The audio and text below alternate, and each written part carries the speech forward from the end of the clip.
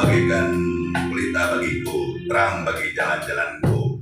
Hamba-Mu pada pagi hari Minggu ini akan membawa sabda kepada firman-Mu. Tolong pimpin hamba-Mu dalam berbicara sehingga firman yang keluar itu sebagai pedang yang bermata dua, memisahkan tubuh, jiwa, dan roh, sehingga kebenaran itu disampaikan. Amen. Semua diberkati di dalam nama Tuhan Yesus. Haleluya, puji Tuhan. Amin. Amin. Shalom, selamat pagi. Shalom.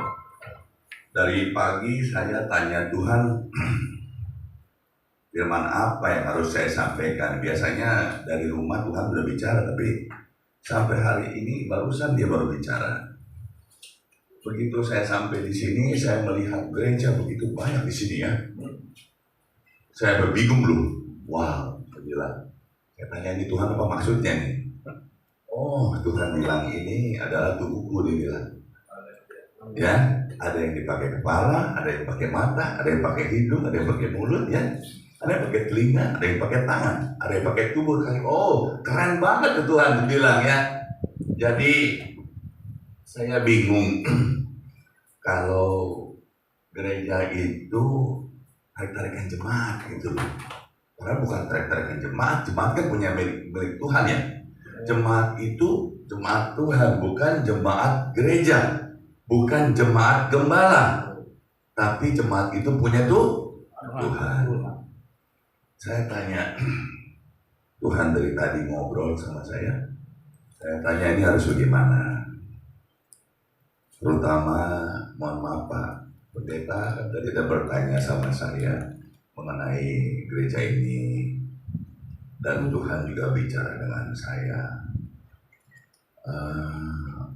Ada yang salah gitu Pak, bukan Tuhan yang salah. Pasti di sini ada yang bagaimana begitu. Jadi Tuhan bicara harus diperbaiki. Amin. Ya. Amin. Mari kita buka dari tadi Tuhan bicara sama saya mengenai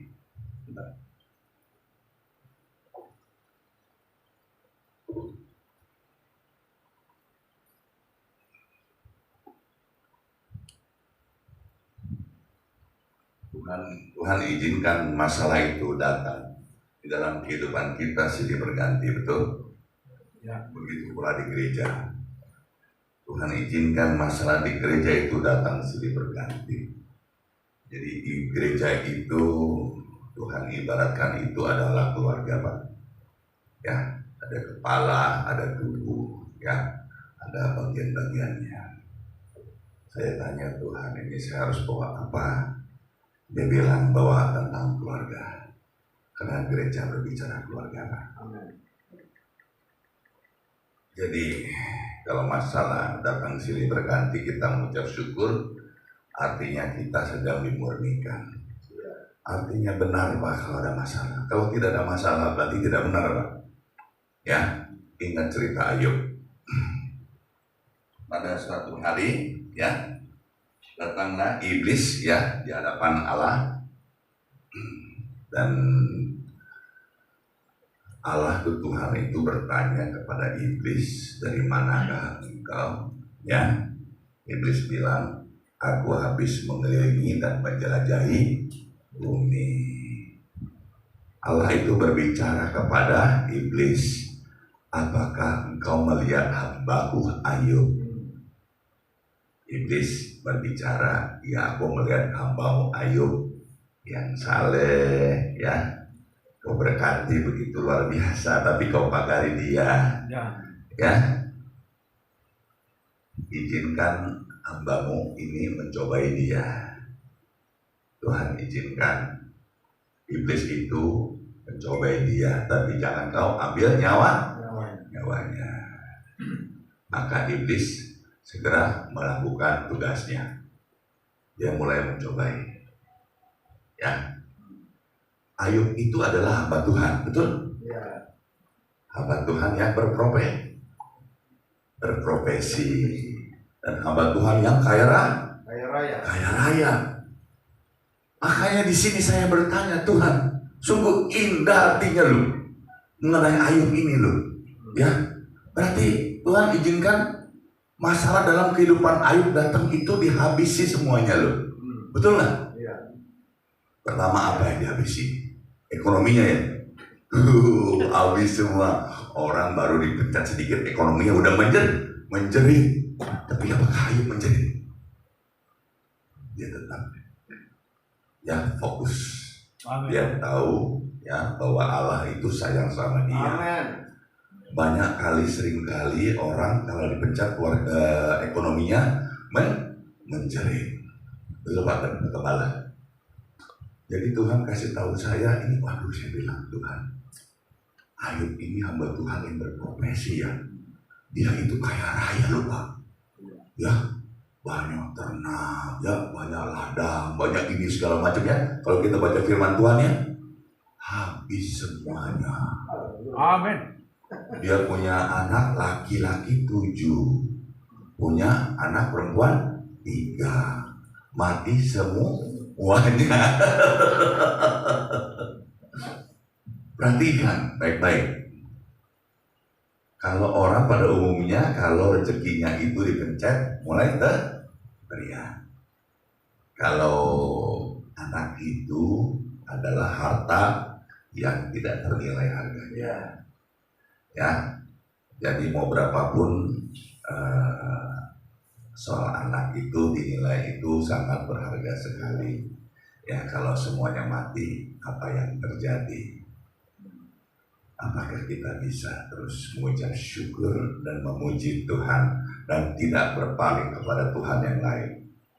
Bisa kan? Secara kalau ngomong di depan saya sih bisa, tapi kalau ngalamin belum tentu bisa.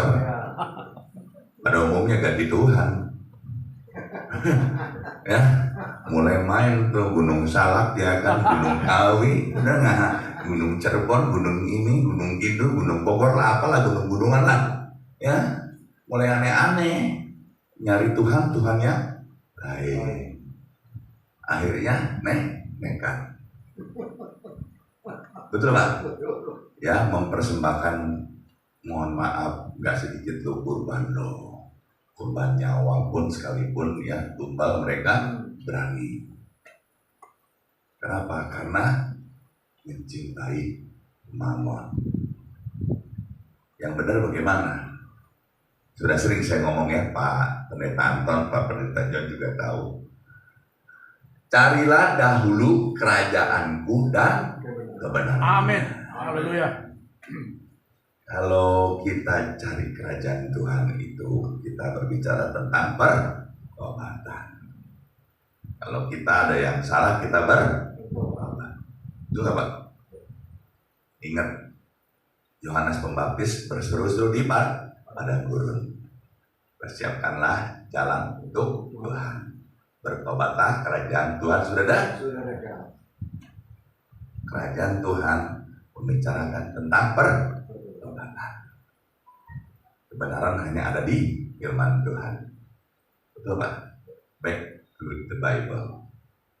Jadi kalau ada yang salah, minta maaf. Kembali lagi ke jalan yang Tuhan. Karena Yohanes Pembaptis itu mengembalikan jalan-jalan yang serong. Diluruskan jalannya. Dia persiapkan jalan. Buat siapa? Nah, buat Tuhan kita.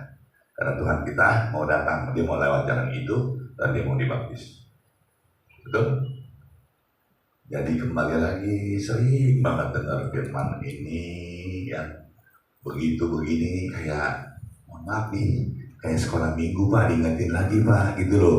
Oh iya ya, balik lagi, kayak dulu lagi, mesti begini, mesti begitu. Memang dasarnya itu memang harus seperti anak kecil kalau kita kepada Bapak kita.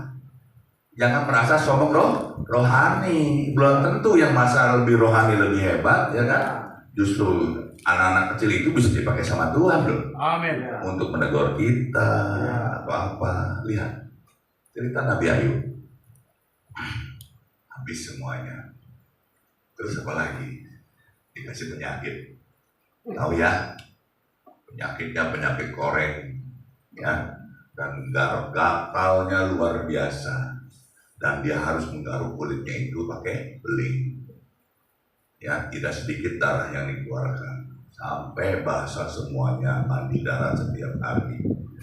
Tapi dia tetap teguh dan tidak berpaling kepada Allah yang lain. Amin. Sampai istrinya dipakai iblis untuk menggoda dia, tapi dia tetap teguh.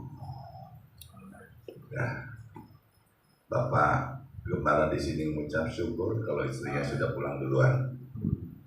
Ya, tapi Bapak nggak usah khawatir ya, karena ini adalah tubuh Kristus. Semua yang hilang daripada Bapak Tuhan kembalikan. Amin. Amin. Ya, saya tanya Tuhan harus bagaimana ini? Ya, kasih tahu hamba Tuhan itu, bilangin suruh dia berprofesi. Ya, seperti Ayub.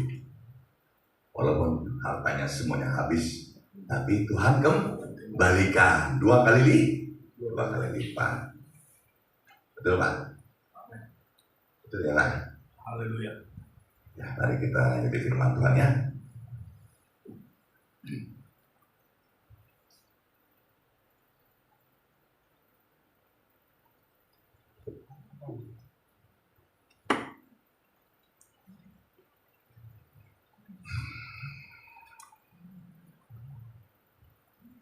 Mazmur 19 ayat 5. Itu laki-laki akan meninggalkan ayah dan ibunya dan bersatu dengan istrinya, sehingga keduanya itu menjadi satu daging. Firman Tuhan ini berkata, kalau suami istri kalau sudah menikah, mereka harus meninggalkan ayah dan ibunya. Kalau meninggalkan ayah dan ibunya itu bersatu, artinya itu satu daging. Haruskah mereka pergi dari rumahnya itu ngekos, ngontrak, atau beli rumah? Yang benar itu beli rumah. Bagaimana caranya? Firman Tuhan itu nggak pernah salah. Kalau tempat masih ngontrak, ya berarti ada yang salah. Kita harus diberkati, kita harus menjadi pengelola aset kerajaan Tuhan. Bagaimana caranya? Berdoa. Gini Pak, waktu saya baru menikah Pak, ada istri saya di sini. Jadi saya bertanya kepada Tuhan, ayat firman Tuhan ini, kalau saya sudah menikah, hendaklah saya meninggalkan ayah dan ibu.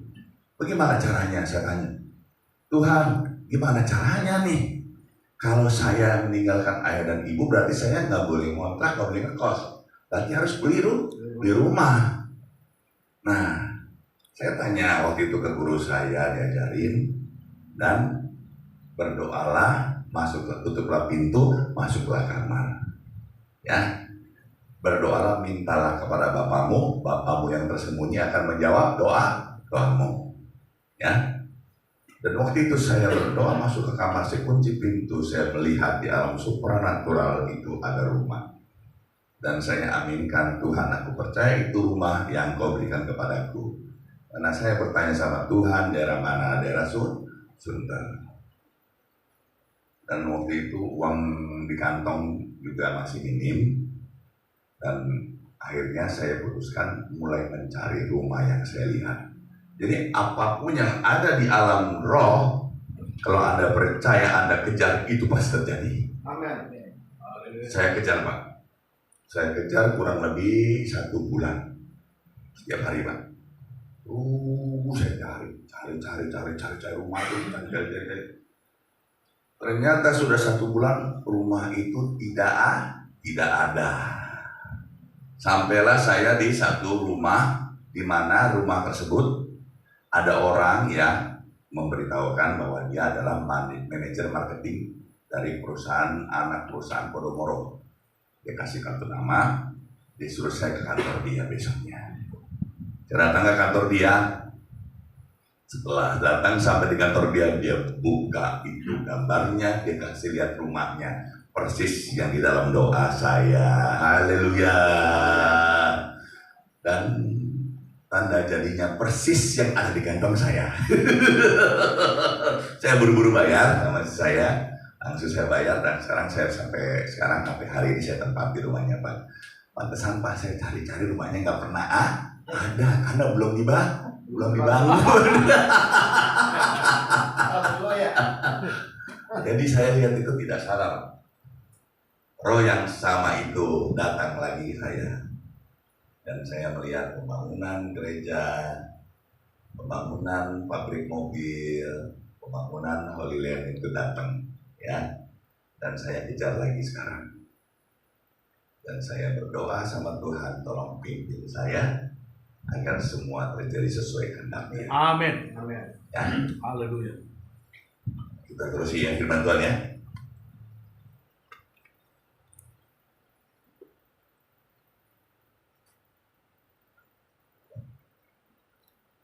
Kita buka Efesus 5 ya 22 sampai 23. 22 ya. Hai istri, tunduklah kepada suamimu seperti kepada Tuhan, karena suami adalah kepala istri, sama seperti Kristus adalah kepala jemaat. Dialah yang menyelamatkan tubuh. Istri diminta tunduk sama suami. Seperti Kristus kepala jemaat, dialah yang menyelamatkan tubuh. Saya tanya sama Tuhan ini, berarti istri harus tunduk sama suami, dan suami adalah kepala dari istri sama seperti Kristus adalah kepala jemaat, dialah yang menyelamatkan tubuh kita. Bicara jemaat ini bicara gereja lagi loh. Dan tadi Pak Gembala nanya sama saya ini soal gereja, berarti ini jawabannya, betul? Dan kalau ibunya memang sudah pulang ke surga, tidak ada, ya pengganti ibu adalah Roh Kudus, begitu ya. Dan kita minta tolong sama Dia agar Dia pimpin kita. Ya, Pak Pendeta juga kalau bisa berprofesi seperti Ayub berprofesi, diberkati luar biasa. Ya. Walaupun Ayub bangkrut, habis semuanya, tapi dia tetap fokus. Apa yang hilang daripada dia, Tuhan kembalikan 2 kali lipat. Amin. Ya, jadi kalau selama ini ada yang salah, ya kembali lagi ke jalan yang benar, ikuti hamba-hamba Tuhan terdahulu.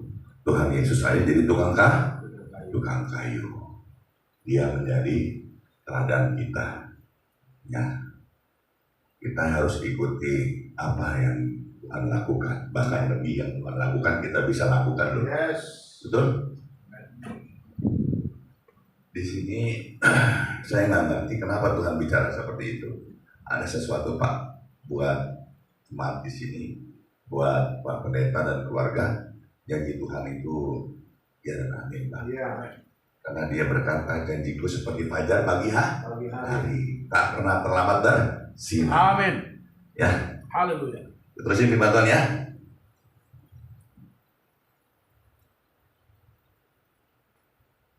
Kita buka 1 Petrus 3 ayat 7. Demikian juga kamu hai suami-suami, hiduplah bijaksana dengan istrimu sebagai kaum yang lebih lemah. Hormatilah mereka sebagai teman pewaris dan kasih karunia, yaitu kehidupan, supaya doamu jangan terhalang. Jadi kita harus mengasihi istri, ya. Jangan mentang-mentang istri lebih lemah, kita lebih galak dari dia. Ya, supaya apa? Doa kita tidak Amin. Haleluya. Ya, jadi keluarga ini, ya suami istri pertama kali dari menikah menjadi suami istri, ya. Dan Tuhan sudah mengajari kita itu adalah pola keluarga dan pola bergereja, supaya gereja itu diberkati, ikuti polanya Tuhan. Betul Pak ya? Yes. Saya tanya, waduh luar biasa nih. Saya bilang ya, kok Tuhan kok tiba-tiba ngomong begitu gitu. Justru Pak, saya belum siapin khotbah loh. Saya tanya kok diem aja, sudah biarin aja lah, mengalir aja lah. Ya, mengalir terus aja. Dan saya percaya ada ada sesuatu Tuhan Yes. ya untuk gereja Amen. ini. Tuhan tidak akan membiarkan gerejanya itu diam begitu saja Ya. dan tidak diberkati, tidak akan. Tuhan akan kirimkan hamba-hamba Tuhan untuk menegur, ya, memberitahukan apa yang salah, Ya. supaya gereja ini diberkati. Amin. Ya, mestinya tahun depan gereja ini harus sudah breakthrough. Ya. Dan saya percaya jemaat-jemaat yang tadinya Pak Gembala bilang sudah kebiasaan Zoom, ya Tuhan tegur, Tuhan ubah, ya mereka kembali seperti apa yang Tuhan mau. Amin. Amin. Ya, mereka dibentuk itu nggak mudah, sakit loh. Ya, seperti Ayub dibentuk sama Tuhan, tapi Tuhan kembalikan 2 kali lipat. Yes. Amin. Amin. Terusin ya.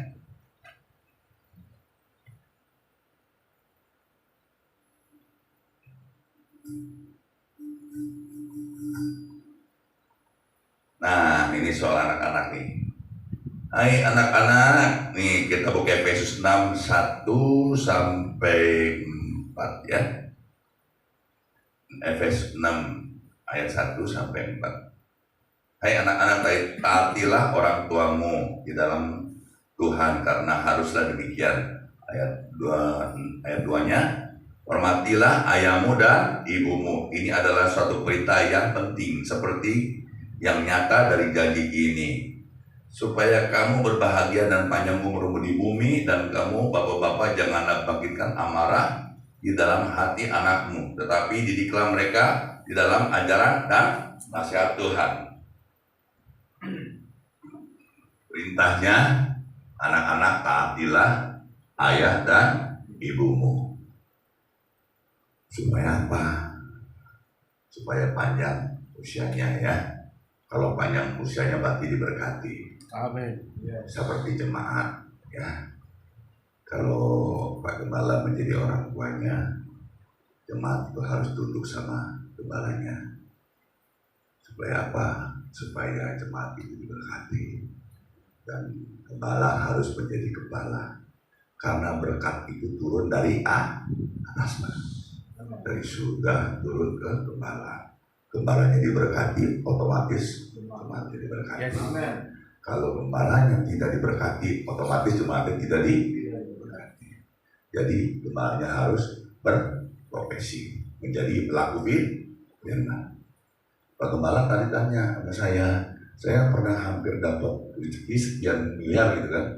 Saya bilang, Pak Gembala mau dapat rezeki sekian miliar, tidak mungkin Pak Gembala menuai duluan kalau Pak Gembala tidak menabur. Jadi Pak Gembala harus menjadi pelaku firman. Selama bumi ini masih ada, hukum tabur tuai itu tetap berlaku. Jadi kalau kita mau dapat yang gede, kita harus menabur yang besar. Dan kita percaya menjadi pelaku firman, ya. Dan taburan itu yang bagus untuk apa? Memang taburan itu dipakai bukan untuk mandi makan perut kita, tapi memang dipakai untuk layanan. Kalau memang di sini ada listrik harus dibayar, ya memang kita harus bayar, ya bayar. Ada operasional harus dibayar, ya Pak. Alangkah baiknya memang uang itu memang benar-benar buat layanan. Saya tidak berani bicara begini, kenapa? Karena saya tidak punya gereja. Jadi saya tidak punya orang curiga sama saya itu gimana, ya. Dan Tuhan berbicara soal keluarga. Gereja itu berbicara soal keluarga, yaitu tubuh Kristus. Alangkah indahnya kalau kita lahir hidup bahagia, sehat walafiat, ya, umur panjang, dan tua, mati masuk surga. Ya.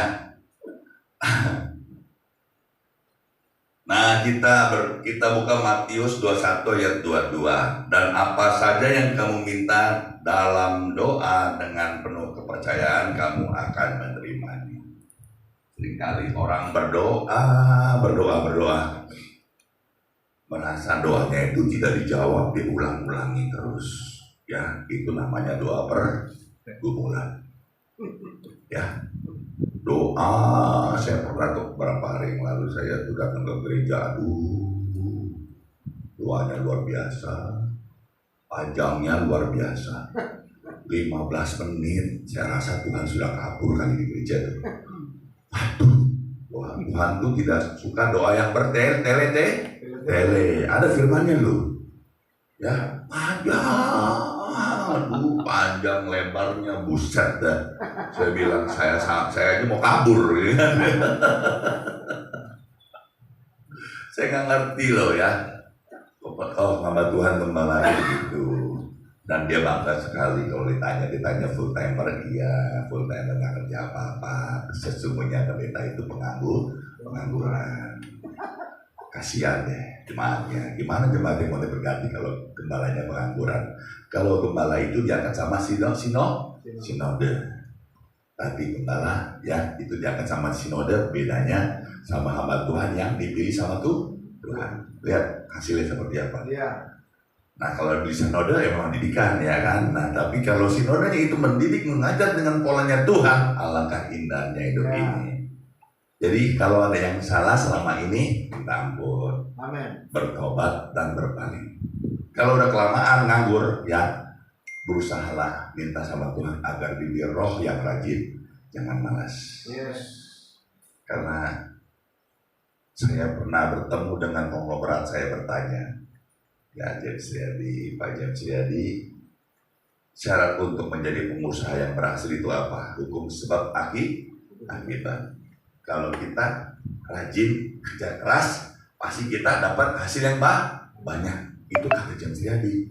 Ya, saya tanamkan itu dalam hati saya, dalam diri saya harus bekerja keras. Tidak ada ya sesuatu yang gampang kita dapatkan tanpa harus bekerja. Begitu Pak Anton ya, Pak ya. Haleluya. Terusin ya, saudara ya.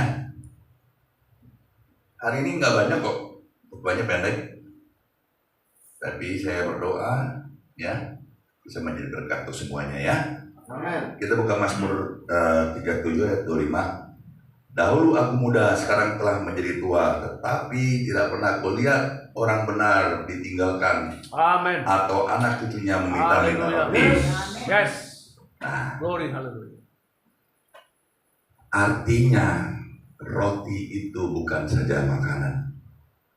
Ya, roti itu bisa juga berkat, Amin. bisa juga materi dalam bentuk uang, ya ini dan itu. Ya, artinya di sini tidak diizinkan Tuhan untuk meminta-minta. Hamba Tuhan banyak yang minta-minta. Banyak. Nah, hitung ya. Jadi Tuhan, hamba Tuhan itu diberkati. Hamba Tuhan itu anak Tuhan, ya. Jadi anak Tuhan itu yang paling besar ceritanya nih, anak Tuhan nih, gembala ya kan. Nah, jemaat-jemaatnya anak Tuhan yang kecil-kecil. Ya dong?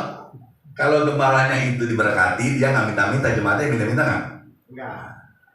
Kalau gembalanya minta-minta, jemaatnya minta-minta nggak? Minta.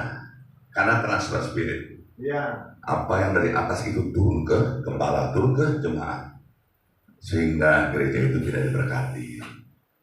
Ya. Jadi kalau ada yang salah, pola dalam salah berpikir begini, bertobatlah. Amin. Ya, saya bukan hamba Tuhan yang senior. Tadi di sini ada yang senior, di sini ada Pak John. Ya, silakan. Ya, berdiskusi dengan dia. Ya, harus bagaimana supaya apa? Hidup itu berubah, diberkati. Amin. Ya. Kita buka firman Tuhan ya, satu lagi ya.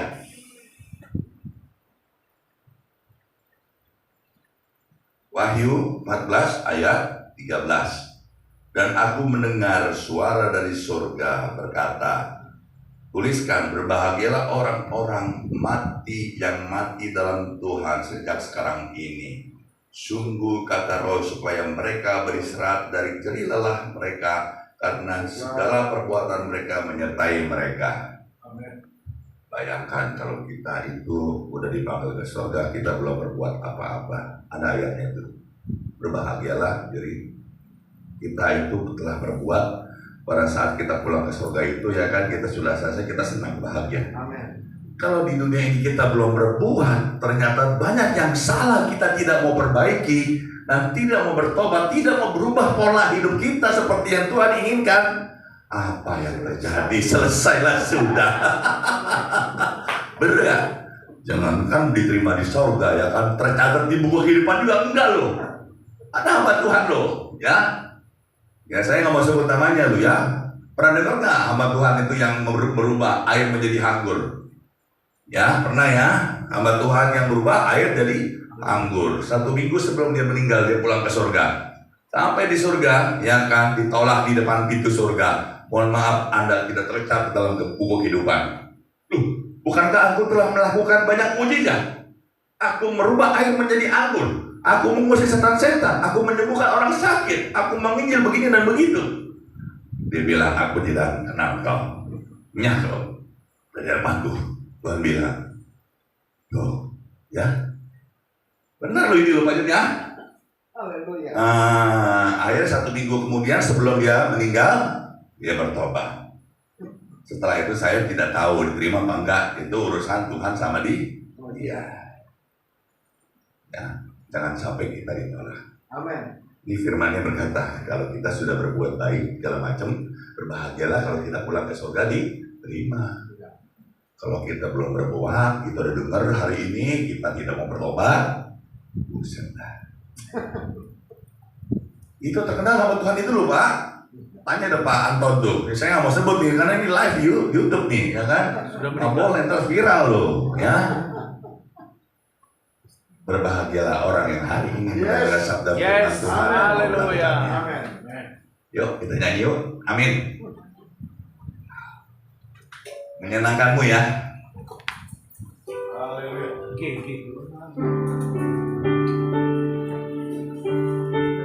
Mari ku mau Tuhan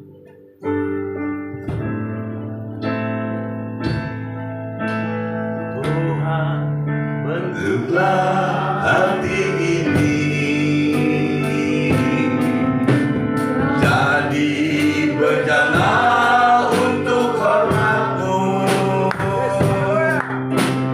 Cemerlang bagai emas murni. Tuhan, ku gerakkan hatiku. Semua ku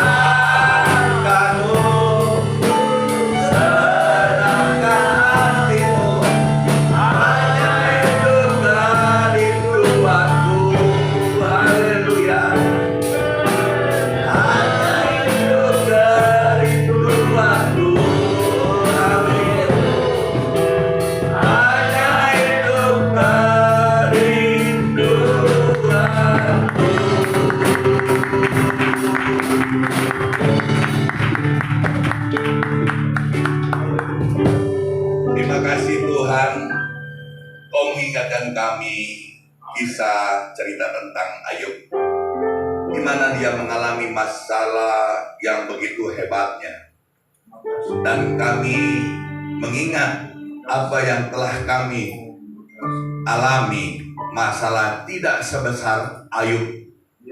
Dan kami percaya semua itu dikembalikan. Amin. Haleluya. Dan Tuhan ampuni jika ada yang salah dalam pola berpikir kami. Kami ingin seperti yang Kau ingini.